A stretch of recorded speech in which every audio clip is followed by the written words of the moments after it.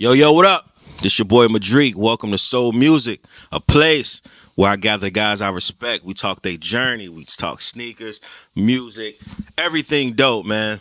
Today, I have, let's say, hands down, one of the coolest guys ever, man.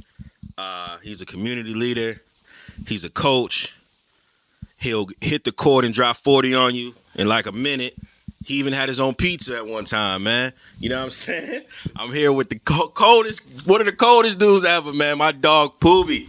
Love, bro. That intro is crazy, That bro. was cold, right? Love, Yeah. bro. I appreciate that. That's How fine. you been, man? Yeah, I'm gravy, bro. Trying to figure it out. You holding for up sure. through all this craziness, man? It's wild times bro. out here. Yeah, I think we trying to figure it out. And I think that's the good thing is everybody trying to figure it out. Yeah, So ain't no everybody starting from zero. So I think that's Everybody's the on beautiful the part. same page. Nobody's sure. above nobody and nothing. Everybody just like, yo, we lost it all, bro. Yeah, for sure. For sure. And it shows the people who's up now.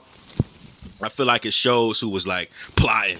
I'm in trying to 2020, tell you know you. what I'm saying? I'm trying to tell you. And I was one of the ones that said it, but it sounded cliche to say then. But like I really knew that, all right, this is the time where everybody down. Let's figure out what we can use this time for. Exactly, For sure. bro, exactly. Yeah, for sure. So, man, first off, I appreciate you coming through. Mm-hmm. You know, some questions, I've been seeing you around, some questions I always wanted to ask you. So, I appreciate you coming through. Can we get into it? Let's get into it. All right, so I've seen you around from basketball, but we never really spoke. And this was like high school days, you know what I'm saying? Yeah. Like 08, 09 Yeah, high school yeah. days. So it wasn't till you came to one of my shows at King's where we were like, we dapped each other up and was like, all right, let's go. And then we actually spoke at the homie Ty's Good Energy pop up, but it still always connected you to basketball. So everybody has that moment where they're like, this is what I want to do. What was that moment where you were like, yo, I want to do basketball and nothing else for the rest of my life? That's a great question, bro. I don't remember having another option. Like from when I can remember, I had a basketball. From when I can remember, you know what I'm saying? And like, I grew up in the Raleigh Boys and Girls Club. So like, of course, in the Boys and Girls Club, it's like foosball, ping pong, pool, soccer. But like, ultimately, it's a big gym and it's 300 kids and it's 2 goals. So it's like, literally, it was process of elimination of like, either you can be good enough to like survive in here or you gonna have to find something else that you want to do. And like, I don't know, bro, it just was something about it that like spoke to me. And like the older guys that was ahead of me, like PJ Tucker, Mike Bell, Pooh, Brandon Anderson, all those dudes that's Raleigh guys were the ones that like, to me, held that baton of like, yo, I see it's a whole bunch of y'all back here. Here it go. Either y'all want to come get it or, you know what I mean, it's just going to be here. You know what I'm saying? So I think early on, my dad played basketball as well. So like, I grew up, I literally have seen every Hardwood Classic ever, bro. Wow. Like literally every game that mattered to basketball, I watched it, bro. Swear, bro. That's dope, man. That's hard. So you just knew. You was like, bro, Yeah, bro. I don't want to be an engineer. I don't want to be nothing, bro. Nah. I want to hit the court and play ball. From the for rest very of my life. beginning, yeah. So that's dope. So you played up, like you said, Boys and Girls Club. Then you went to Enloe, right? Mm-hmm. And you went to college at Central. Mm-hmm. So, all right, so 2010, right? You walking into Central.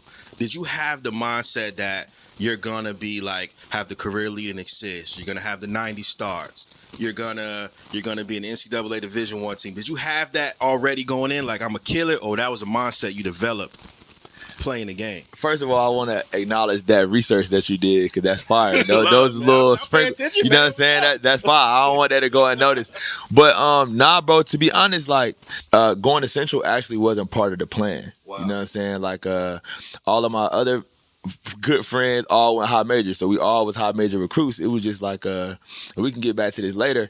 Part of my story and part of my motto is like making where I am the destination. You know what I'm saying? Because like when I went to Central wasn't a destination. It was like a pit stop for people. Wow. Like when you go to JUCO for 2 years, you find a school that you can kind of shoot all the balls at.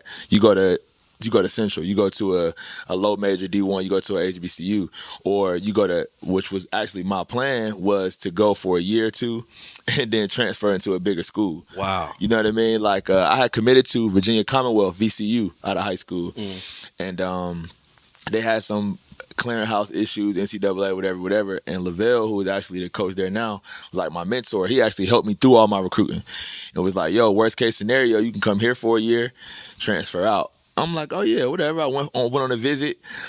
Chicken Wednesday, whole bunch of black people in one space. I'm like, hold on now, you know what I'm saying? So I'm like, yo, I could definitely enjoy this for a year. Yeah. You know what I'm saying? Enjoy it, get back to work. You know, this was my thinking until I got there and like, bro, it was all these dudes that was coming in with me, which is Jeremy Ingram, my brother. We played 4 years together. A couple of guys transferred from the high major D1s. And together, I'm like, yo, we got something here that we can literally do something big. Yeah. You know what I'm saying? So in my mind, it turned into the destination of where I needed to be. And to make this like the program or a program that like spoke to my people and spoke to my level of basketball. You know what I'm saying? Because I think a common mistake that people make is you got to understand your level. You know what I mean? So you could be as cold as you want to, but if you go to Carolina and they bring in another cold dude, it's over with. You know what I'm saying? So like I think that going to Central, going into college, I had 5 goals, and I achieved all but one, bro. The only one that I didn't achieve, I wanted to play at Madison Square Garden. Wow. I wanted to get my jersey retired. You know, did that. Luckily, I'm proud to say that. Assist record, did that. Wanted to take my team to the NCAA tournament, and I did that. You know what I'm saying? It's just that I wanted to play at Madison Square. I think as a basketball savant, as a basketball, you know, I'm like, yo, playing at Madison Square gotta happen for me, and it just never did. You know, it's crazy though. It will happen. You just don't like what you do in coaching and stuff. Like you never know. That's you true. Never know That's true. That's true. You're right, cats, bro. No, cats be getting up there. We still young, bro. We still got a lot of facts. You're right, join ahead of us. So let's talk about your jersey being retired, right? Yeah. So you went, like I said, you went to Enloe, you went to Central, you did everything you had to do, and then you get to 2014, and you're standing in the middle of the court, and they're just talking about all your highlights, bro. And your jersey goes up. Like, what was that feeling like, bro? Bro, I ain't even gonna front. It happened. They retired like maybe 2 years ago now. So it was a process of like 2 or 3 years that it went into it. But like even still to this day, bro, it don't seem real to me. Like even to this day, like even saying it, like I forget. You know what I'm saying? It's so crazy to think like, for one, how much blood, sweat, and tears literally I put into that court, in that gym. So to be able to go back there and look up and see my name in a jersey, and it's like, it doesn't feel real, bro, like still. But at the actual ceremony, like, I don't know, bro, it was a blur. Like, I don't really remember it, you know what I'm saying? Like, I really don't remember it. Like, it's something that I appreciate my coach Lavelle Moulton for, and the institution of North Carolina Central to look at me as a person that wants to get remembered. And they haven't retired a jersey, bro, since like the 90s. Wow. You know what I'm saying? So like, it ain't a lot of people that's up there. Yeah, bro, it's not a lot of people that's up there to be able to say that I'll be remembered forever at this school. That's major. Yeah, bro. Like that's huge. I remember seeing it when you first put it up, and I was like, bro, that's amazing. Like a kid just coming from the city, bro. Come on, bro. Just taking it as far as you took it. Even like, to college, and have your jersey. Like you can, you can go to the games for the future and just see it up there. Sure. You know for sure, for real, that's bro. Just, that's crazy. That's dope. Yeah. That's dope, man. I'm proud of you for that too. Appreciate it, bro. And you definitely it's dope because you took your vision as a kid, kept it going, and got that that accolade. So all right, so you get out of Central. Mm-hmm. You make it happen, do everything on your list, and then you head to China, right? Mm-hmm. Going up, so from playing at playing at the Boys and Girls Club, playing in Enloe, playing in college, just playing in South Raleigh, you know what I'm saying? That's a different type of ball game. College, different type of ball game. When you went over there, did you have to play? Did you learn anything different? Did you have to play different, or was it like a mindset change, culture shock? Like, I think the basketball aspect is actually easier. It's actually easier. I think it's the professionalism mindset that's hard, and I think that's what nips a lot of people. Like talent wise, I think it's a lot of people that's from Raleigh, that's still in Raleigh right now, that could play basketball talent wise overseas. It's just the discipline and the consistency and the professionalism that it takes to play that I don't think people can master. Yeah, you know what I mean. So like, as far as the basketball aspect, I think that was the easiest part, to be honest. Like, they actually look at you like, hey man, we paying you to win us games. As opposed to over here, everybody nice, or everybody they feel like their job is to win the game. Over there, they're like, yo, we bringing you however many miles across the world to do this. So you need to do this at a high level. Yeah. You know what I'm saying? Like that's the difference. I went to London first. Okay. And that actually was a perfect situation. I went to Slovakia for a little bit, and then I finished up in China. But yeah, bro, I think that's the difference is just the professionalism. I think that's what trips up a lot of people once it's time to kind of get out of college. Where, you know, in college they make you, we got practice at here. We got coaches, assistant coaches that's checking your classes to where, you know, you growing. Just like anything, once you graduate college. Once you get out of college, you're in the real world. Yeah. Ain't nobody holding your hand for nothing. So now, not only are we not holding your hand, but we paying you. So we're paying you to do this. Yeah, this is a real yeah, job. bro. We're paying you to do this. Yeah, exactly. You know what I'm saying? Exactly. That's hard. That's a good way to look at it too, bro. You know, comparing it that way, that's tight. You know what I'm saying? So you come back, you know, you do your thing, you come back, and then you get this head varsity coach job at Enloe. How's that feeling like to play on that court?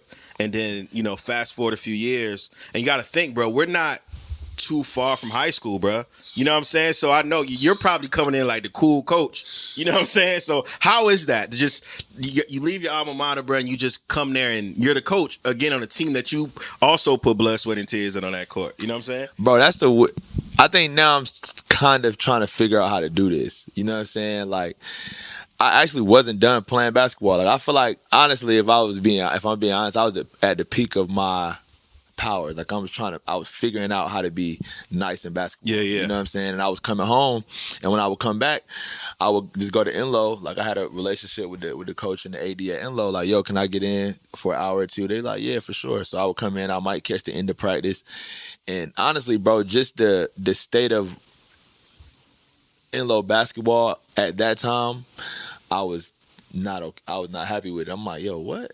You know what I'm saying? What's going on? Like, y'all ain't practicing? Like, what's going on with these uniforms? Y'all don't care to be here? Like, people walking in late. But I'm like, okay. So, like, one thing I try to always do is look at myself in the mirror. You know what I'm saying? To where, like, I got a problem here, but, like, could I have done anything? It was like, I done been so privileged and so removed that I hadn't been to Enloe just to be the Enloe, bro, in like 7 years. You know what I'm saying? So, like, once I come back, I'm coming back, to be honest, to use the gym. I ain't coming back to give back to the kids or, you know what I'm saying? So, like, I'm so focused on myself. Now I look back at the program and I'm like, damn, I haven't put anything in here other than me playing. You know what I'm saying? Like, I haven't mentored none of the kids. I haven't come back and spoke. I haven't came back and spoke. So I just started trying to figure it out. Like, all right, do y'all need some help around here? And that turned into like, yeah, let me run a practice or two. Turned into like the head coach is trying to find a new job. Poobie, how you feel about coaching? I've never coached in my life, bro. As I said, I'm at the peak of my basketball powers. Yeah. You know what I'm saying? Like, what you mean, coach? What? But I was working at the teen center, and I had a couple kids, Tashai Alexander and Tyler Newton, and they was my young guys at the teen center. It's like, you know, I was their counselor, you know, but it's like now it's an opportunity where I can coach them and I can help them get to, you know, reach their dreams that they probably never even realized. You know what I'm saying? To where I'm like, all right, now I'm looking at a tough decision of like, yo, do you want to continue to chase your dream and play? Or do you want to help invest in somebody else's dreams and give back to, you know, what actually helped you get up out of here? So my plan, again, was to just do it for a year. Like, man, I just coach for a year. You know what I'm saying? I could take a year off. You know what I mean? And in that year, I felt like I impacted not only, like, the players and the program, but, like, I seen something different in myself. And, like, yo, I can actually give hope and actually invest in somebody else's dreams to change their life. Let me see what this is talking about. And then it turned into, this is year 4, bro.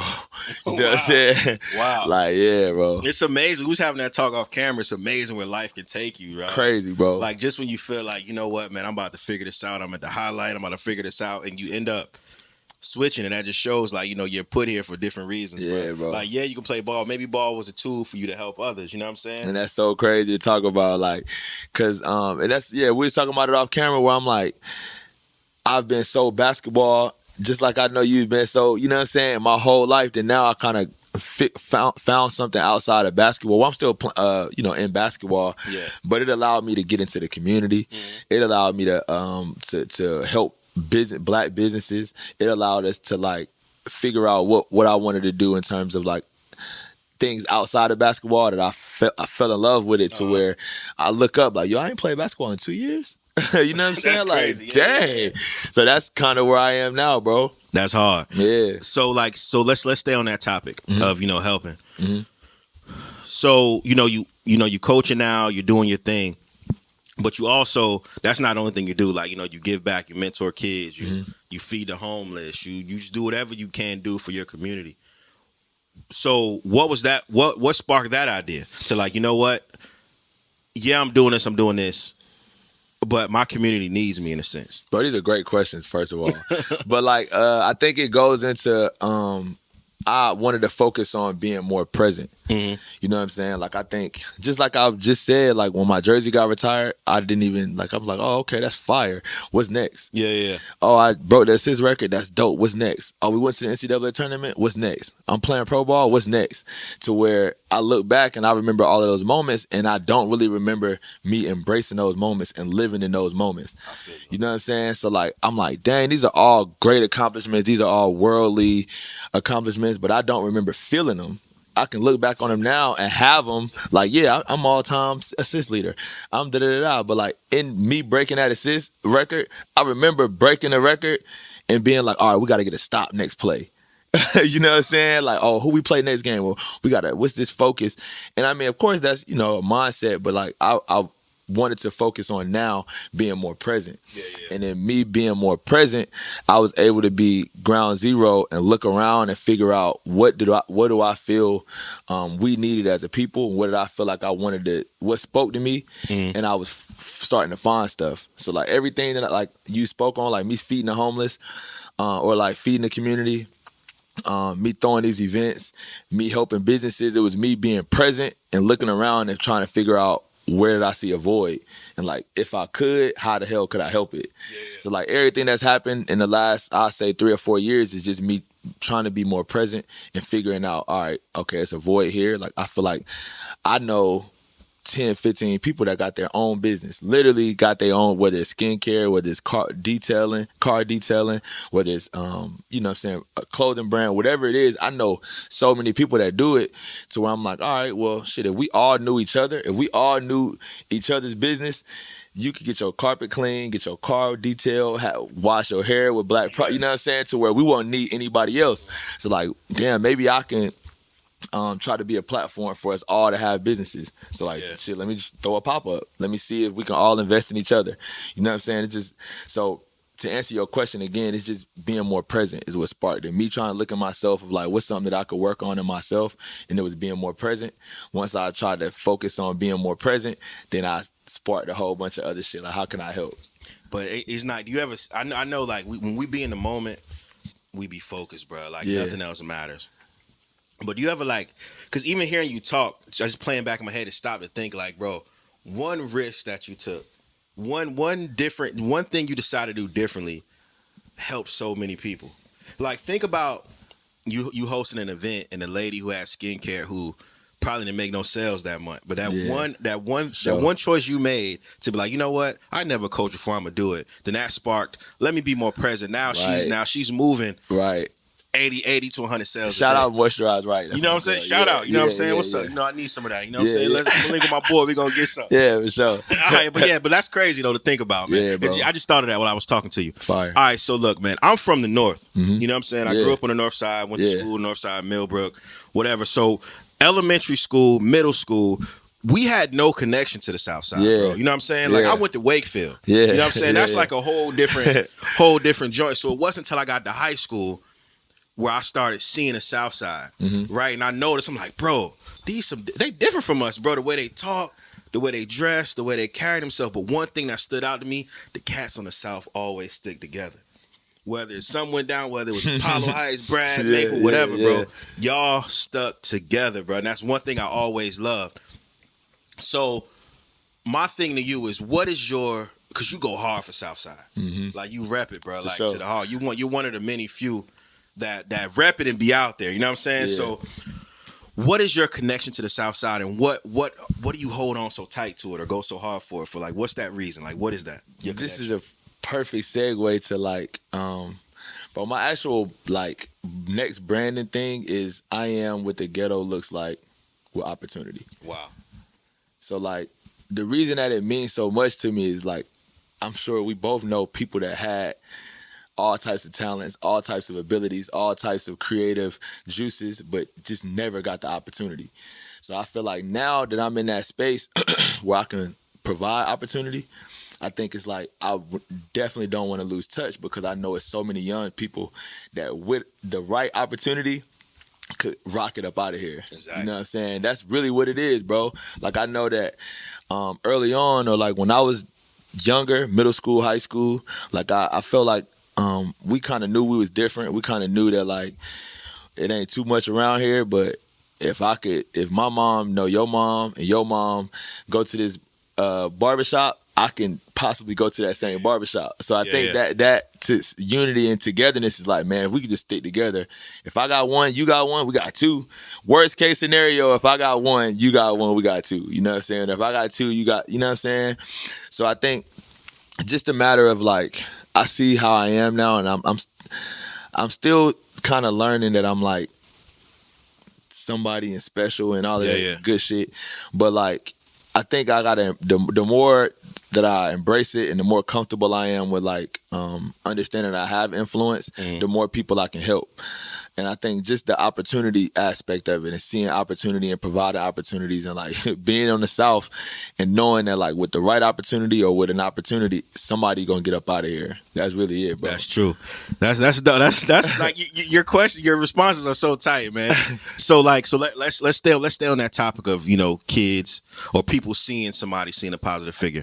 You put up a story one day, and I'll never forget it. You was speaking facts. You was like, you know, people will yell the South, people will yell Raleigh and all that stuff, but they're not really out here doing the work. And I remember I responded to you because you were speaking facts, and you was like, yo, we got to hold each other. We got to hold everybody accountable. And it made me think. I'm like, bro, you know what? He's right. Because I started to think about people who's even from here that people probably really don't know that's made it out but never came back or never done anything. So you think about the South, even on the North, like the North is crazy. Like, too. Yeah. You step outside, you see gangs. Yep. You see drug dealers. You see all that stuff. So my question to you is also, how is it important for not just for us, like people watching, how important is it to come back and let kids see a positive role model outside of the norm?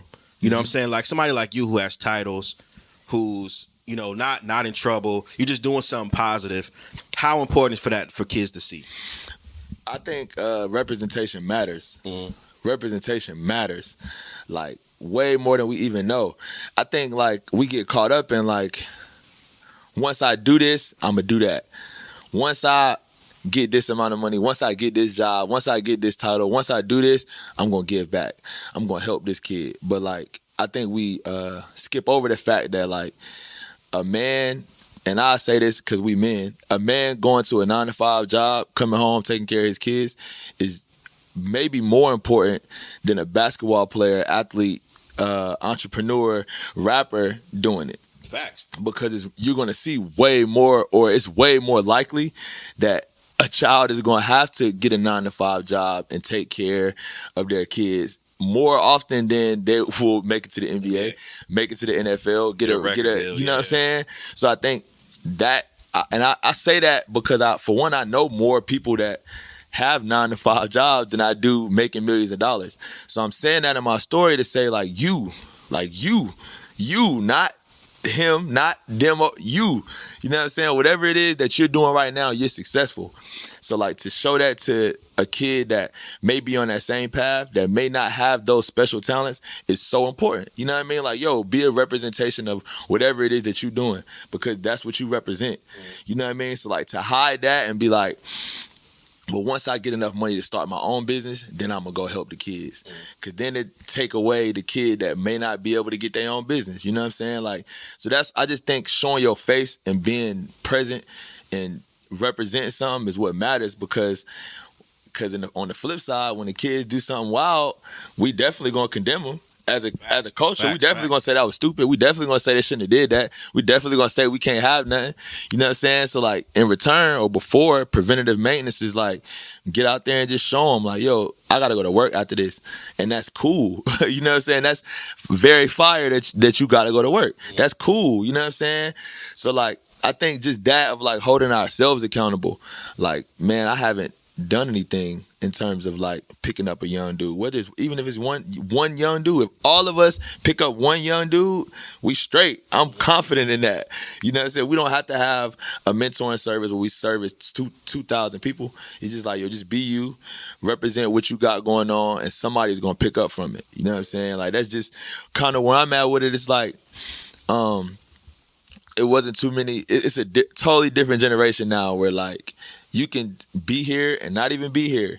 You know what I mean? You can still be in Phoenix or wherever, LA or Atlanta, and still be president in Raleigh, North Carolina because of social media, because of so much other stuff. So you don't even have to physically be here to still represent who you are and help people. You know what I mean? So I think it's just that of like, I was speaking too because of what happened at my Soul Food event. That like it was hurting me that people was condemning the young people as older people.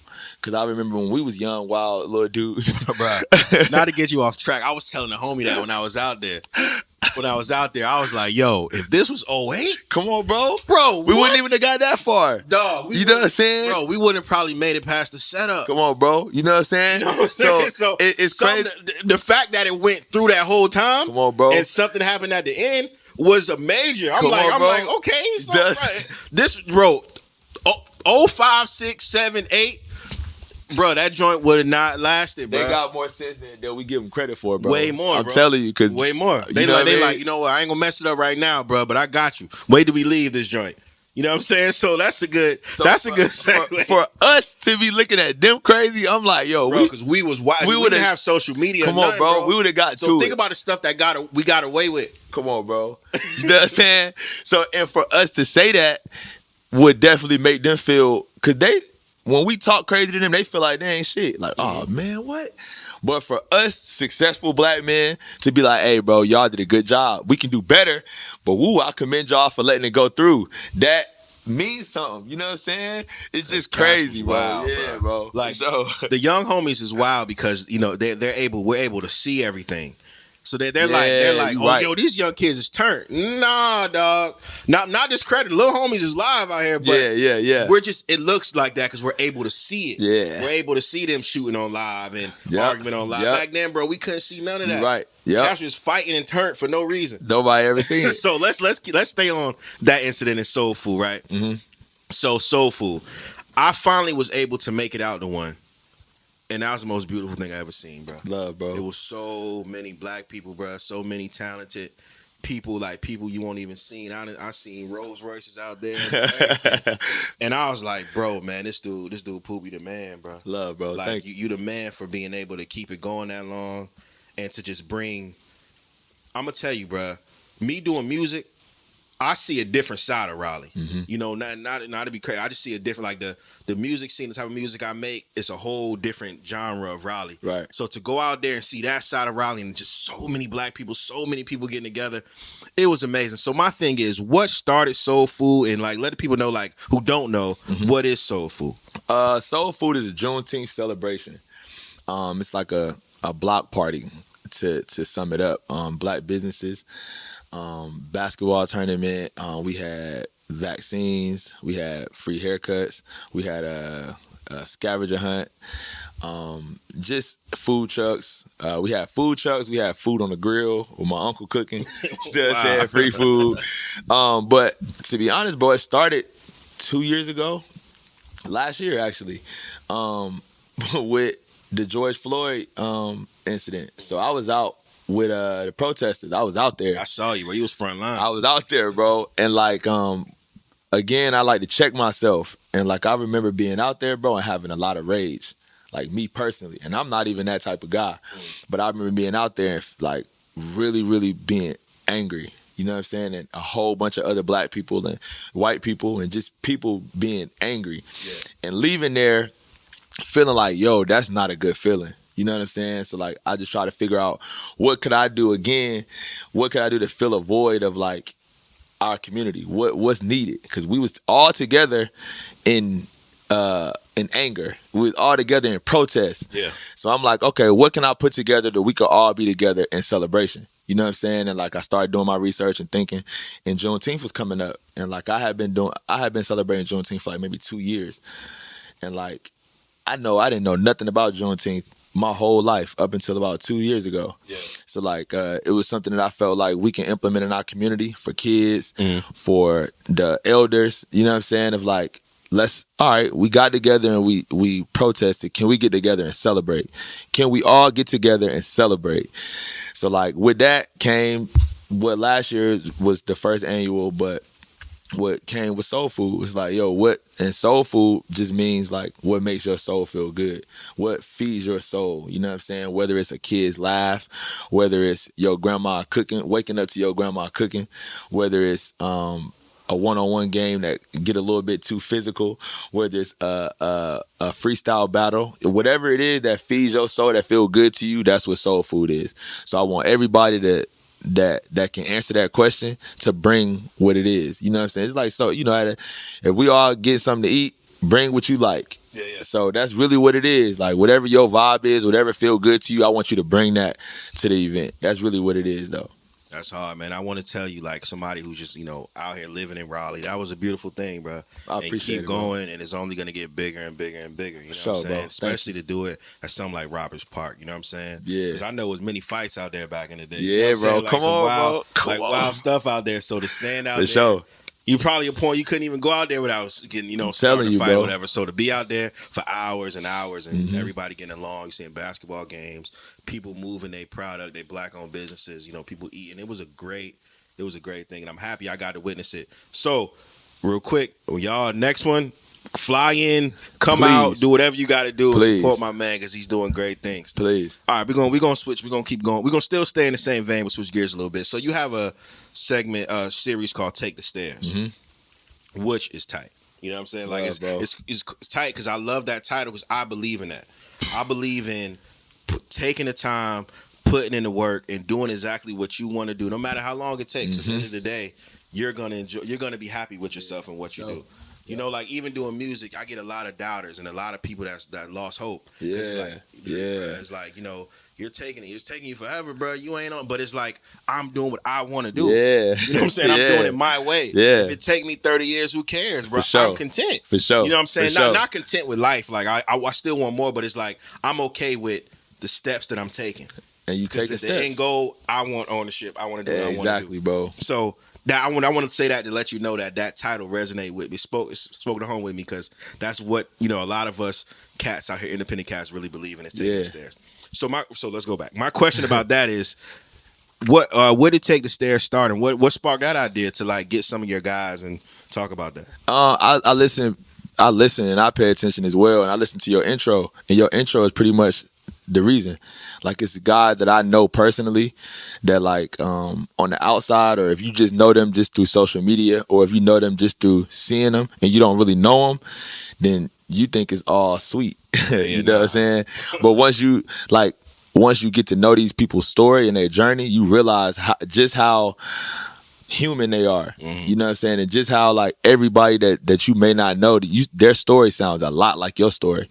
No matter if you don't play basketball, if you don't make music, if you don't got your own clothing brand, if you just doing your thing on a daily basis, their story sounds a lot like yours, just because like whether we realize it or not, we all taking the stairs. We all taking the stairs. If you decide to take that elevator, eventually you're gonna get humbled. You're gonna have to go back down them stairs for a little bit, take a couple steps back, and then you're gonna slow roll it back up. So I think just a matter of like, I know for me, I feel like I was forced to take the stairs. So I was kind of mad at the stairs at first until I got to a level or a space where I'm like, oh, I like how this feels. Like I appreciate being here because like I realized those steps. So it's just a matter of like grabbing people that just like you said, bro, grabbing people that I respect and that like I want their story to be understood in terms of like they may not tell it or they may not say it this way, but like their story is a story of struggle. Their story is a story of doubt and just overcoming it, like you said, bro, in their own time. So I wanted to be able to get people that I really respected and allow them to tell their own story. That's dope. Because even like I was watching the Ty interview, the Bobby interview. It's like it's amazing because like for an example, I'm gonna just use the homie Bobby for an example. Yeah. You'll see Bobby and be like, man, he's in LA, he's living his dream. But watching that, I didn't realize he, had to do voiceovers. Not to put his business out there, but it's public, you know what I'm saying? You watch it. He had to work at ESPN and do voiceovers. I learned a new thing and gained a whole new respect for him because like somebody like me who's an artist, sometimes you be like, dang, bro, I don't want to go to work, bro. I want to quit. I want to do that, bro. Am I the only one going through this? Yeah, bro. And you're not. So stuff like that, that's a great show to show other artists or other entrepreneurs, other people that, bro, we all going the same thing, bro. Just because we out here doing it, we're making it look good, bro. But we out here struggling. And I think that's part of our culture too, to make it look easy, or we're gonna show the sexy part of it. You know what I'm saying? Man, I was having this talk with one of the homies one time, and I'm like, bro, think about how much we were misled because like you look at one of your favorite artists, and they be like, bro, how'd you make it? They like, oh man, I just worked every day, and one day, bro, I got a call, and next thing I know, bro, I done sold millions of records, and you like, bro, so you a little naive 12-year-old kid, bro, I want to do that, I want to rock the gold, I want to do all that stuff, and it's like, then you get hit, and then we end up in depression, or you end up quitting because it's nothing like you thought. So a platform like yours to give people an early idea, like, bro, it's cool to work that 9 to 5, work that 9 to 5 and invest it. Like, don't you can be inspired by them, but don't compare and don't invest so much emotion into that one person. You're gonna be disappointed. That's true. Think about how many people I got disappointed by, or how many people you saw who was played basketball. You find out they were jerks, or you realize they were lazy. You know what I'm saying? Or they paid for stuff. You know what I'm saying? Think about that, bro. So I say all that to say, take the stairs is a good thing. Don't stop doing that. Because it resonates with people. And it resonated with me because it made me like, you know what, bro? I'm not the only one out here. Yeah, bro. That's I'm love. I'm not the only one out here working every day. But you know what's crazy? And not to cut you off, it's crazy because that right there spoke to me because, bro, I'm a Malcolm X head, bro. That's my dog. And like early on, I'm like, yo, I want to be like bro. Like I feel like I got the influence. I feel like I got the charisma. I can try to do it. But like, there's no way I can do it when I got to go to work every day. Like, how was he getting bread? Like, how was he able to? Till I had to do my research. Like, oh, he was getting funding. Oh, and then when they cut his bread off, it got rough for him. You know what I'm saying? Yeah, but we don't see that part. Exactly, bro. You like not to cut you off again. I'm just amazed with this topic. Because I know seeing people that be like, you know what, man, I quit my job and I just strictly focus on content. It's like, how? How? And not knowing that either they had rich parents or somebody to fund them and somebody to do all that stuff. Or they was just starving. Oh, they was just starving. Like, but they don't show that. They don't show the part where you have to buy clothes and take them back after you shoot your content. Like, they don't show that. They don't show the day. Like, I remember I said a line one time where I was like, these videos was a week without me tasting my favorite food because I had to eat ramen noodles. Like, I was having to talk with the homie real quick. And I'm passionate about this topic. And they were like, Drake, man, you got quality visuals. I can't afford it. But you pop bottles in the club. You going out, you doing all this. And they're like, oh, you lucky? No, I'm not lucky, bro. I had to eat cereal for 2 weeks. You know what I'm saying? I had to drink water. I couldn't go get the cookout tray or the hibachi that for a month. To do what I have to do. It looked good at the end, but I was struggling. I had to work 60 hours a week. Yeah, bro. Just to buy this, or like, you wearing gold and all that stuff. I struggle for this stuff, bro. Yeah, bro. That's why I appreciate it so much. That's G, so I'm passionate about that. I'm passionate about that. Take the stairs, bro. Because people need to realize, like, though you see it, cats worked hard to get that. Yeah. And really, I'm one of those people who, I know everybody got different circumstances. Like, me, I take care of myself. Bro. And it's a lot, but I still get it done. And everybody have different situations, but it's no excuse. Yeah, you can get it done, bro. You can sacrifice something to get what you need done. G, bro. That's G. Sorry, bro. I had to let that out, bro. That's love. But you have to, bro. You have to sacrifice, and I don't like all the homies can tell you, bro. I don't take complaining well. Yeah, me neither. Like, bro, stop complaining. Me neither. Word up. We all struggling. Word up. Cats got kids. I remember when I went back to get my GED, well, my diploma after like 10 years. And it made me, I ain't gonna lie, I was like, man, forget this. Bro, I don't want to go to school no more, bro. Right. Forget this. But I seen ladies in there with 4 or 5 kids, 2 or 3 jobs. Goodness. Like, it was this lady who couldn't do simple math. She was in her 60s, couldn't like add, but she was trying. And I was like, bro, there's no excuse. Who am I? Yeah. You apply that to everyday life. You know what I'm saying? Yeah. So y'all out there, man, keep going. Don't Come on, make no man. excuses for my boy Poobie. This is going like crazy, but yeah, I Nah, still got a let's few get more. So through all that, you done all that, you look back. What is your goals now? Like, do you have any more things you want to check off your list? Anything you want to accomplish? I mean, yeah, and I think to bullet point them or list them would be selfish to myself.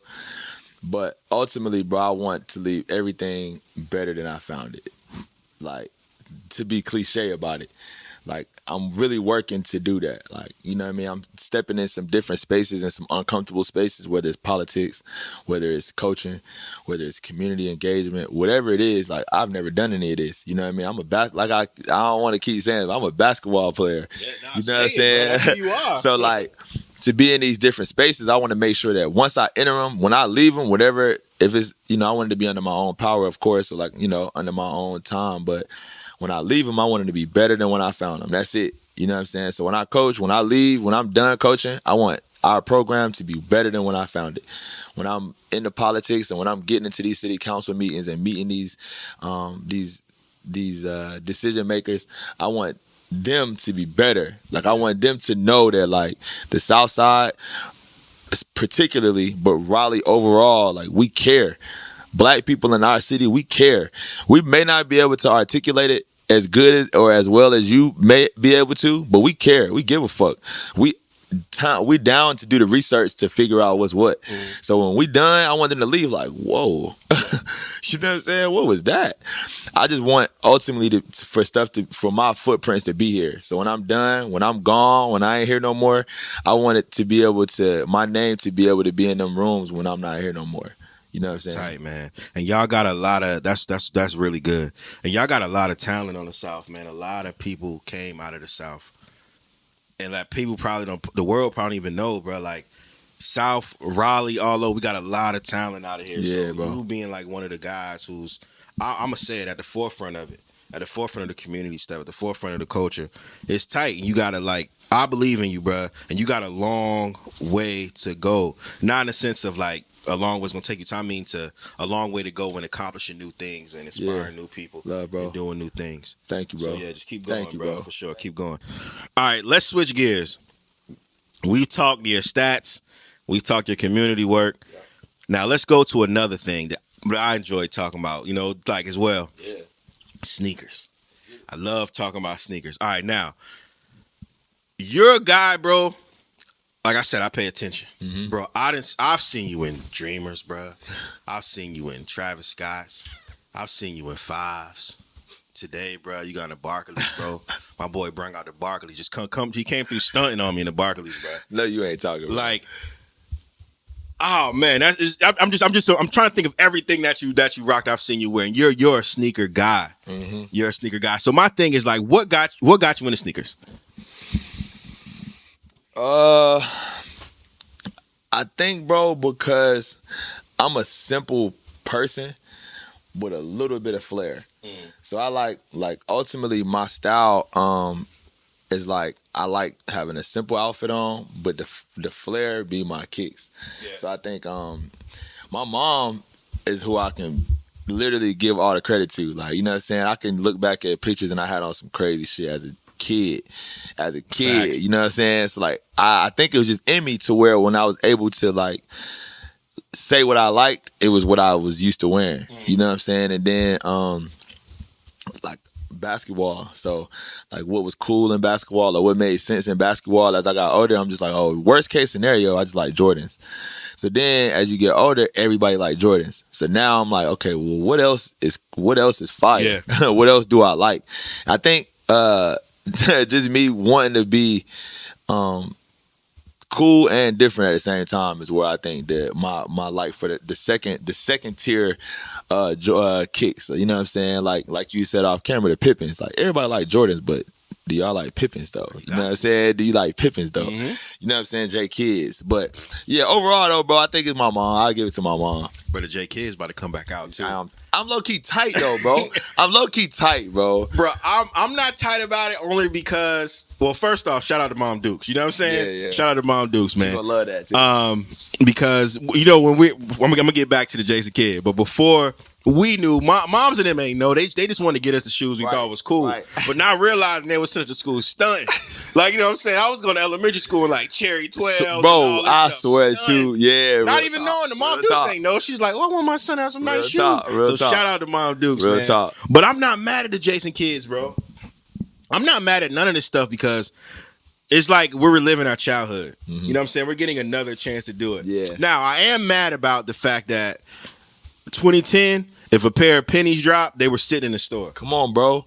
I remember, bro, I copped the eggplant foam posits maybe a year later. They were sitting in Foot Locker. The 09 version, you know what I'm saying? Like, yeah. So that's the only thing I'm mad about. Now they'll just get them to either resell them or they don't even really know what they got on their feet. You know what I'm saying? Nah, exactly. And that's what I'm mad about. Yeah, for real. like cashers don't be knowing. You don't even know, bro. You don't even like them for real. You know what I'm saying? Like, I remember like basketball shoes.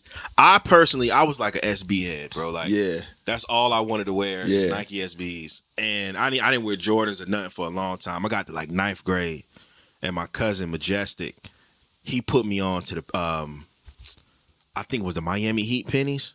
It was one of those pennies, and I was like, yo, these basketball shoes is hard. It's like that. Like, but I was like, I remember having them as a kid, but I never paid much attention. And then he started showing me like highlights. Yo, he wore these game 6. He wore these. Yo, he dropped 100 points on Seattle Supersonics and these. And I'm like, oh, Jordan. They got a story with them? Like, bro, it's like SBs, bro. I'm like, bro, it's over. And I went basketball crazy. Yeah. So I say all this to say, like, what is your favorite signature basketball shoe? Any player. Like, what is it? I got you. Look at you. Can't even think. Can I do two? Can I do two? Give me as many as you want. All right. These right here, bro. This is like my favorite shoe ever, bro. Ever. I played football in the all white ones when I was at Ligon. Wow. Like on the team, bro. Like on the team. You know what I'm saying? Like they felt so good. I'm like, yo, we need cleats. Well, let me try with these. You know what I'm saying? I was slipping crazy, but that just goes to show that I'm like, oh, I could play in Barclays. Like, and if you ask anybody, Tristan Brown, he was with me. Like they was literally laughing at me, like, bro, you got on basketball shoes with shoulder pads on. You know what I'm saying? Like, bro, that's crazy. That's insane, but they fit tight. You know what I'm saying? You know what I mean? Like, they're great shoes. They made sense to me. The CB34s, I believe, were designed by a black dude too, Wilson Smith. You know what I'm saying? The first architect in Tinker's architectural design firm. So that's a great shoe. You know what I'm saying? But I remember, bro, when they re-released the blue and black ones. The homie Jose had those, bro. Shout out Jose. He had those. And I was like, bro, he used to play ball and mess him up. I'm like, bro, what are you doing? Bro, that's me, bro. that everybody be talking. Everybody think I'm crazy because I play in everything I have. You're a real hooper, though. You know what I'm saying? So that makes sense. You're supposed to. You know, and it's crazy because, like, bro, I really mess up my shoes more in regular, like, just wearing them than when I play ball in them. It's crazy. Wow, that's crazy. But I would say, other than these, I would go the Air Bacons. Bacon, that's broke my heart, bro. That's bro. I love bro. Bro, you just broke my heart. The red ones with the yellow laces. Come on, bro. Or you got the blue and gray. I like ones. Start off. I go red, yellow laces, but I play that Enloe with the blue and gray. So it was people slept on those. Come on, bro. You know what I'm saying? Those were hard. Those were hard. I remember those came out, bro. I'm gonna tell you a story about the Bacons real quick, bro. Yeah, tell me. I was making this transition, bro. I had them. I had the. I think it was when they came out 09. One of the older versions I had, the first re-release. It might have been 11. And it might have been 11. And I was in a transition. I was like going to New York to chase my dreams. And I didn't have no bread, bro. And I had all these sneakers stacked up to the ceiling. And I looked at the Bacons, and like when I tell you, bro, I almost cried the fact that I had to let them go. Yeah. And I sold them, bro. That's tough. I sold them. That's tough. And I was like, bro, I was sad, but I was like, you know what, man, it's for the dream. Yeah, yeah. So fast forward, I'm in the Foot Action Outlet. Remember the Foot Action Outlet character? Yeah, yep. Dude, they was trying to hide them. They was trying to tuck them, bro. And I'm like, nah, I need those. Yeah, right I there. seen that. I seen that. Dude was hot. Dude was like, Man, bro. But I ended up not getting them, and I regret it.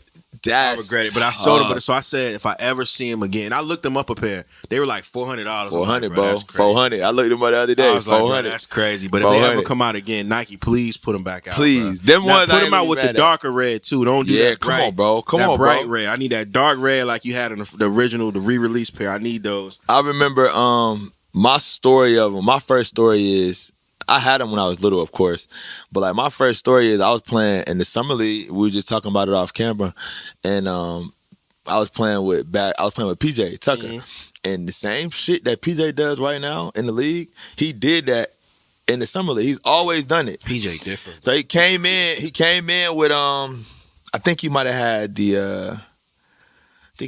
the Black Cat 13. He got game 13s, matter of fact. He got game 13s. He came with them on. Warmed up in those, sat down halfway through warm-ups, and was lacing up the bacons. So for me, I'm like, yellow?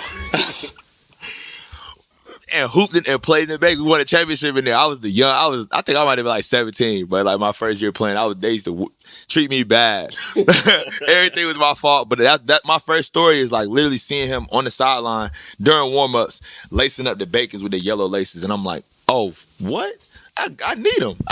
People don't understand, bro. Like, people think we crazy for buying shoes or collecting shoes, but it's stories like that you will always remember.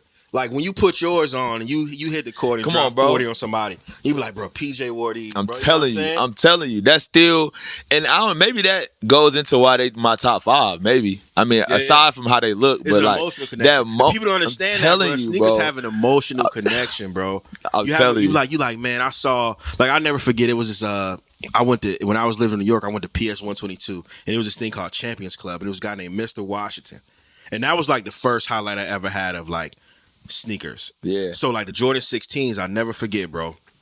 He came, he brought them, he just picked them up, had the briefcase, like all that stuff. So how you feel about him? I watched him put those on fresh out the box and play with us. You know what I'm saying? Briefcase. And he came, like he used to come to Chambers Club stunting every day, bro, with just different type of shoes. 16 so slept on, bro. 16, 17 so slept on, bro. I need a pair, bro, so bad. Yeah. But I want the case and all. I want the red and white, the red one. When I was in China, I played probably the half the season in the black and silver 17. Wow. Yeah. Wow. Yeah.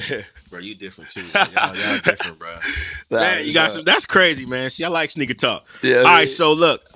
So we talked about your favorite signature basketball shoes. Mm-hmm. Now, when you about to play a game and you lacing up and about to drop 60 on everybody, kill them with the assist. Yeah. And your 90 starts, bro. Like, what is your favorite on-court shoe that you wear when you're playing? Oh, man. I say the last shots. Okay. Just for, I think they got it all for me. They got the nostalgia of, like, Mike, the last shot. They got comfort. They got the style. They got, like, it's simple, black with a little bit of red. It got everything. I could wear it wherever. I think those, you know what I'm saying? Like just the feel of them, they feel comfort for longevity. I think I would go with them for sure. That's a great pick. Yeah, I ain't really, and it's crazy because I'm not really I don't even know if they would qualify as low tops, but I'm more of a high top. More high top guy? Yeah, I'm more of a high top. High tops are hard. I never play. I don't play basketball, bro. I tried it. I'm terrible, bro. You know what I'm saying? Yeah. But if I had to, I'd probably go with like a high top shoe. Yeah. High tops are just cold. Like a lot of people don't really rock. I love wearing with shorts. Yeah, okay. Because I just love like the shorts with the high socks. Yeah, okay. And, I like it with jeans too. My jeans are like my jeans are fitted so that they sit like on top of the high. Yeah, come on, bro. High top is a great one, man. Yeah, for sure. That's dope, man. So so give me some of the shoes that even when you was playing in college, like some of the joints you was wearing or when you was overseas playing. I think the most comfortable shoe I ever played in is the 10s. Yeah, that's the most. Is hard. That's the most comfortable shoe ever, and they would go in my top 5 too. They would be right after the Barclays, the Bacons, of course the bread ones, and then I would go 10s, still 10s. But yeah, bro, I think the 10s would be crazy. I played in the 8s. I really played in the 8s as a flex. I'm not even gonna front. I'm not even gonna lie, bro. I remember the 8s came back. Yeah, but I ain't even gonna front, bro. God. I ain't even gonna front. I didn't think that they were comfortable. I didn't think that I thought they were heavy. I really played in those for a flex. Like, yo, let me see if I can do this. You know what I'm saying? I play well, but I got the game too, the type of game where I can kind of play on whatever because I'm not I ain't running fast. Yeah. I just play at my own pace. But the 8s, obviously Jordans, but I played in the flight posits in the tournament, NCCU tournament. How were those comfortable to play? Comfortable, bro. Comfortable. I also think you got to be a certain type of player too, because like LeBron, that shit wouldn't work for Brian because he do too much cutting and jumping and running. But for the way I play, they perfect. Like they smooth, they get a good grip, they got a good tight fit. Really feel like a sock, like a heavy duty sock for real. I know they're comfortable to wear on the street. I always wanted to know, like, for ball players, do y'all wear shoes for comfort, or is it like you just want to get out there and show who can like have the craziest kicks on court? Bro, I think as I'm getting, I always wanted to know that. As I'm getting a little bit older, bro, give me some comfort. Give me some comfort. I feel early on, bro. What it look like? Early on, what it look like? Am I fly? Now, Bruh, shit. What it feel like? I had that talk with the homies too, bro. It's like, yo, back in high school, like you'll do the size down, take out the sole. Come on, bro. Like, Come on, bro. Just because you wanted to stunt. Come on, bro. But now, bro, I'm like, bro, I need comfort, man, bro. what it feel like? What it feel like? It used to be what it looked like. Now, what it feel like? I love shoes, but I'll be wearing my Adidas slides more than anything, bro. And when I throw on my sneakers, I need comfort. Like, I don't care about none of that no more. Word I'm up, bro. taking the sole out. All right, so we talked your journey. Mm-hmm. We talked sneakers. Yeah. And I also feel like, I do music, you play ball, and I feel like music goes hand in hand Sure. with sports. Like, who are you listening to right now? Oh man. I can't even front, bro. Right now, I listen to my brothers got me on the new style rappers, ESTG. Hard, bro. Hard. ESTG. Of course, Nip. I don't think that'll forever. He'll forever be in my rotation. Rod. I like Rod Wave. Bobby James, of course. Of course. That's just regardless on where I'm at, I'm gonna answer that. But I think I got a whole. But I listen to a lot of R&B, bro. Same. Like I'm like you know what I mean. But rap wise, I make sure I keep the oldies in there. I keep the the young in there. But the newest dude is ESTG. You know what it is about ESTG? In a sense of us, like we're all hustlers in a sense, yeah, right? bro. And the hustler language is universal. There we go. Like everybody, That's no matter whether you selling drugs or slinging t-shirts, the hustler language universal. That's valid, bro. I think that's why I gravitate to ESTG because he just be talking that talk, bro. And it's so makes crazy. sense to me. You know what I'm saying? My brother Buck put me on to him, and like he's like I like Yak. I love Kodak. Yeah. But like. My brother listens to all those type of rappers. So, like, he don't listen to any of the, in my opinion, soulful rapper that's rapping about the content. And so, when he told me about ESTG, I'm like, bro, okay, you got another dude that's, and I listen, I'm like, whoa. But he talking, though. Like my boy said, what my boy said? He My boy said. talking. He said, I had bread since 21, now I'm 25. He was like, a lot of niggas died. He was like, you don't with me when I was in Hirachi's and Felines? Like, bro, I said, y'all remember, bro? I was like, bro, they was stunting on us, bro. He be talking, you ain't stunting on us. Fool get a little title now, but when I was in Hirachi's, bro, what's up? You know what I'm saying? He be talking, bro. EST, he be talking. EST is a good one, sure, man. So, like, give me, before we get out of here, bro, I also want to know, like, give me some of your favorite albums, bro. They don't get necessarily, I hate like, give me top 5. I hate that, but just give me a few of them. Rap? Rap, R&B, whatever, bro. I'll go Illmatic, Miseducation. I'm gonna go Crenshaw. I'm gonna go. Crenshaw was hard. Lauryn Hill was hard. I'm gonna go Volume 1. Okay. I'm gonna go Life After Death. And I'm gonna go. Dang, this is good. This is good. I think that's why I'm gonna leave it at right now. That's a good lineup. That's actually a great lineup. That's why I'm gonna leave it. That's at a great lineup, yeah, bro. We have these talks a lot too about like Big and Jay and stuff. Yeah. But I'm gonna be real with you, bro. I was born 91. Yeah, me too. So when Jay and them I didn't understand. Like I didn't. Come on, bro. I didn't really get to Jay. It's a Black album where I would actually sit and listen. Yeah. So that's my favorite Jay-Z album. Yeah. Just because the emotional connection I had. But when I went back, I was like, bro, Jay is talking. What is so like, this? Stillmatic. was the one where I was like, I understand what's going on. Okay. Maybe not even Stillmatic. It might have been Godson. Godson is me. It was Godson. Was mine. It was God. That's like, I know I can't. All that joint. That was Godson where I was like, oh, I get it. Yeah. Then I went back and played everything else. Yeah. So it's dope to have those albums in your top 5. Because when I hear them, it's like, bro, I didn't hear those albums till later. So like, cause I attest all of that to my uncle. Mm-hmm. So my uncle was like, he probably 10 years older than me. Yeah, so he was putting you up on game. So like Wu-Tang, that's why where my style come from. Like I looked at him like, oh, that's what's cool. Yeah. That's gotta be what's cool. You know what I'm saying? It's like that. My god sister, she would listen to a lot of neo soul, so I was introduced to NDRE. Like Man, Dave that's Hollister, so crazy. Yeah, is one of my favorite cats. She introduced me to that. Then my brother introduced me to like Destiny's Child and like all that stuff. So it's dope. It's dope to see where music comes. I think that represents us. The one that my coming of age album was Get Rich or Die Trying. Bro, of course. My bro. coming of age I think album, I was in 3rd grade. I used to go around saying, Go shawty. It's your birthday. I used to Coming like of age, bro. that album, bro. And I was living in New York, bro. So you gotta like I felt that energy. I felt that energy. That's a different type. So right like there. it was a different type. I remember my mom coming to get me from school, and I remember where we were now I get it's a cycle. But I remember every day on the way home from school, the song would play in the same area of Raleigh every day. I remember crazy, waiting man. for it. Yeah. Because you taking that trip home. I'm telling you, Yeah, man. So music, basketball, all that plays a part, man. So before that's really all these questions I had. That's all I really wanted to say. My main purpose was to get you here, man. Give you your flowers, and let everybody know, bro. You know, you just ain't no regular dude. You know what I'm saying? You one of them dudes, man. Respect, from the city bro. that For sure. that really do their thing, man. And I just want to let you know, bro. I'm proud of you. I support you no matter whatever you got going on. If I can, I'm gonna make it. Respect. Just keep doing your thing. Stay positive. Keep inspiring these cats. You know, keep playing ball. We're gonna take Enloe to the whatever championship there is, bro. There we go. I take and it. just keep hitting, man. So keep going. Before we get out of here, anything else you got to say to the people, man? I accept that, bro, and I take that. I also want to say to you, bro, you've been in it for a long time. Thank you, man. And longevity is something that like I admire in any sport. And I mean sport in terms of like any arena. And like I think that's one of the things that people overlook. It's like, yo, you've been hot for a year, like maybe the hottest ever.